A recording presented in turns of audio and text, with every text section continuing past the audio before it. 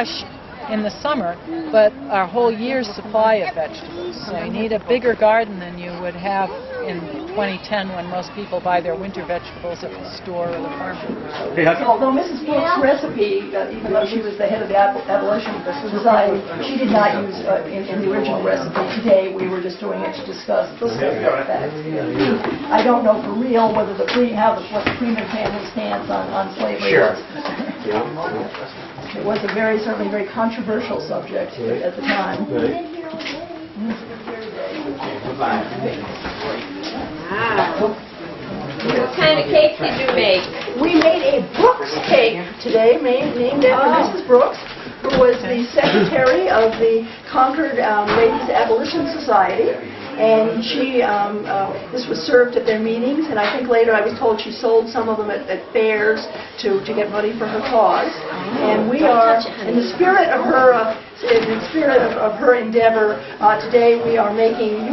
Today you can make it with any sugar you want, but we are making it with maple sugar to show our opposition to the maple sugar to the plantation system and slavery. Oh, is this Concord, Mass? I think, yes, I was pretty sure it was Concord, Mass. I think Didn't say here. Yeah, let me double check here. Interestingly, you could say that in protest of using corn syrup. Actually, I know that one of the things they were doing is where they were trying to get both Emerson and Thoreau to speak out against slavery. So people do have a tendency to take sometimes, in our time period, to take things more seriously when there is a male.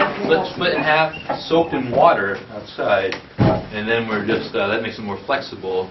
And then wrapped around, and there's a way of notching it so that it fits together. Oh, I see over here. So it's basically cut notches in it like that, and then Oh, I see. And then it blends right in. yeah, fit it together like this. And if you do it right, it's going to really hold on. And then that's driven down until it stops.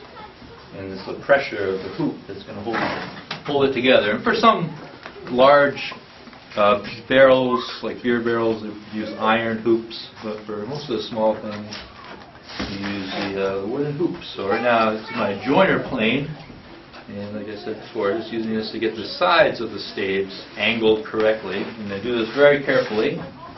A very sharp blade here that does not distinguish between my fingers and the wood I'm trying to cut, so that's what you do. Keep your fingers away.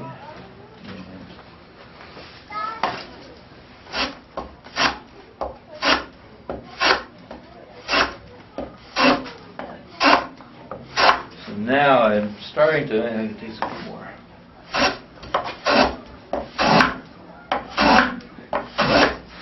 I'm starting to get more or less the taper I want, and I'm going to start looking at the angle. And I can, by holding this in here, and kind of imagining the angle here continuing, if it goes, what I want it to do is go right through the middle of the hoop.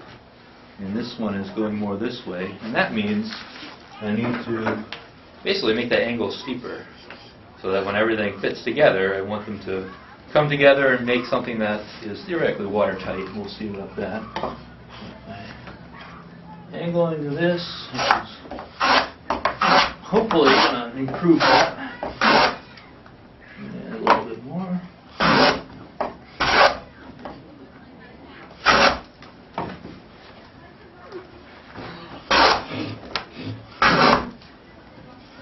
I think I might have made that too steep.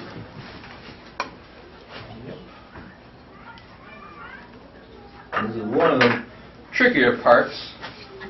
And where the bucket that I'm making is only a single taper, so it's only tapered on one side. You can imagine something like a barrel where it's double tapered. That's just a whole other level of difficulty, where you have the narrow, then wide, then narrow again, and getting it.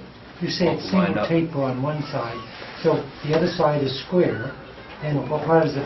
Well, it's butt up square. What I mean by single taper is that it's only tapered in one direction. It goes from wide to narrow, as opposed to a barrel that. I'm with you. Yeah, that's really what I meant. Well, it seems like simplicity was definitely the order of the day. Functionality, durability. Our throwaway society today is like if it doesn't work, you throw it out, and that was definitely not the case, you know, before the Industrial Revolution. I mean, things had to function, it had to work every day, it had to always be available, and the fences that you see all over were basically like a large log, and they put 3 to 4 mauls in it, and then they gently drove the mauls in and then pulled apart like 3 to 4 different sections, and then they made fences out of it.